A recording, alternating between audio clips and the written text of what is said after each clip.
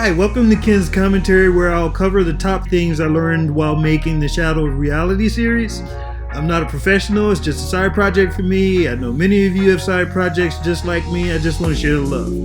Today we're going to take a look at the pilot episode, which was created sometime after I had already completed the first 2 episodes, so my skills in this episode represent progress that won't be present in the next couple of commentaries. Alright, so here we go. First thing I learned is a bit of an oops.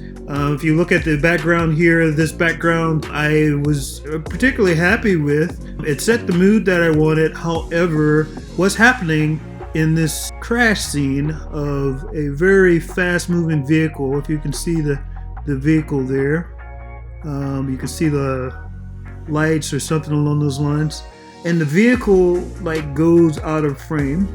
I did not have enough room to fully display the entire vehicle. I couldn't even zoom in on it very nicely. So what I would do differently is I would start with a much larger background next time. So that's the first thing that I learned. The next thing that I learned was actually a pretty cool idea, a concept that I'd never seen done before. So here's the concept, and so you can see that this guy is drifting in and out of consciousness. You can kind of see down at the bottom his nose, and you can also see his eye line. But that's not what I got really excited about. Was the cool idea thing that I learned here was I just did like a negative background image, and I simulated that retinal burn that happens when you like look at something really bright and then you close your eyes and it's still there, and then the image actually fades. So that was the second thing that I learned. I thought that was really fun. The next thing isn't I was like excited about doing this guy's mask. That took a little bit of work. If you're interested in finding out how I did that, then I can chat you, send you a comment or something. But the thing that I was excited about, that I learned, was how to deal with this fan in the background.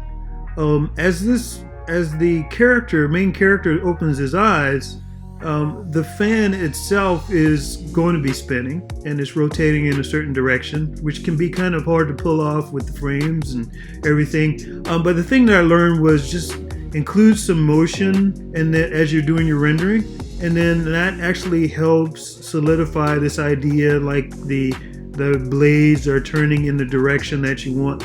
I had to do a little bit of mathematics to make sure that the frame rate and everything made it look like an actual fan turning. The other challenge was there's kind of this slow motion thing that happens where now you can kind of see the fan blades in slow motion, and eventually the fan blades go back to fast motion. So that was fun. It was fun to try to figure that out. The next thing was this idea. Okay, so this guy's giving the characters some tea, and he's kind of got like this blurry vision thing going on. But you can still see the nose in his blurred vision, and as well you can kind of see this cup is still blurry, but in it you can also see the liquid. And that was the really fun thing, was trying to figure out how to do the liquid. I did that work in Blender, and it was just a matter of like simulating a liquid inside of a cup. So I crafted a cup, went online and looked at different teacups, and I thought, oh hey, this cup looks kind of cool, and so I modeled it in Blender, and then I did a liquid simulation and just let the liquid float out of frame there. So tune in next time, and we'll be talking about episode 1, which I did learn some things, but again my skills were way less than what I presented here on this pilot. Thanks for watching. You have a wonderful time, and if you haven't subscribed, please do so.